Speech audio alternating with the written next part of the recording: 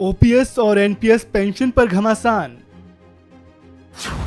संसद में मोदी सरकार का बड़ा ऐलान। क्या देश में फिर लागू होगी ओपीएस?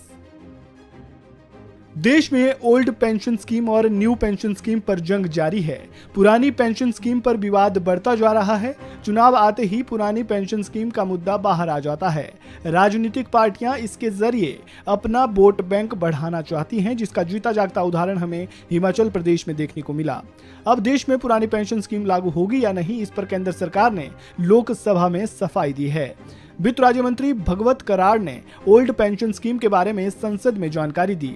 ऐसे में ये सवाल आपके जहन में जरूर होगा कि क्या केंद्र सरकार अब दोबारा पुरानी पेंशन योजना शुरू करने जा रही है? इसका जवाब वित्त राज्य मंत्री ने दिया। केंद्र सरकार में वित्त राज्य मंत्री भगवत कराड़ ने कहा कि साल 2004 तक देश भर के सरकारी कर्मचारियों को पुरानी पेंशन योजना के तहत पेंशन देने का प्रावधान है। इसमें कर्मचारी के आखिरी वेतन का 50% हिस्सा रिटायरमेंट के बाद हर महीने कर्मचारी को मिलता है। वहीं साल 2004 में तत्कालीन केंद्र सरकार ने सरकारी कर्मचारियों के लिए नई पेंशन योजना यानी एनपीएस लागू कर दी थी। इस योजना के तहत कर्मचारियों को पेंशन उनके कंट्रीब्यूशन के आधार पर ही मिलेगा।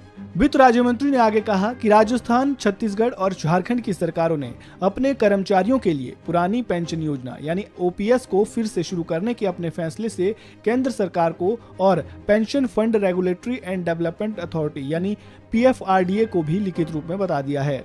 पीएफआरडीए को इन राज्य सरकारों ने चिट्ठी लिखकर कहा कि वह सभी एनपीएस सब्सक्राइबर्स के पैसों को वापस कर दें। इस मामले पर पीएफआरडीए ने जवाब दिया है कि पीएफआरडीए एक्ट 2013 में ऐसा कोई प्रावधान नहीं है जिसके जरिए एनपीएस में जमा पैसों को राज्य सरकारों को दिया जाए। वहीं वर्तमान में इन्हें एनपीएस के तहत पेंशन के दायरे में रखा गया है। आपको बता दें कि पुरानी पेंशन स्कीम यानी ओपीएस के तहत 2004 से पहले सरकारी कर्मचारियों को रिटायरमेंट के बाद एक निश्चित पेंशन दी जाती थी। ये पेंशन कर्मचारी की आखिरी सैलरी का 50% हुआ करती थी।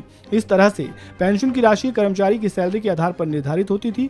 ओपीएस के तहत कवर कर्मचारी की अगर मृत्यु हो जाती थी तो इसका लाभ उसके परिजनों को मिलता था।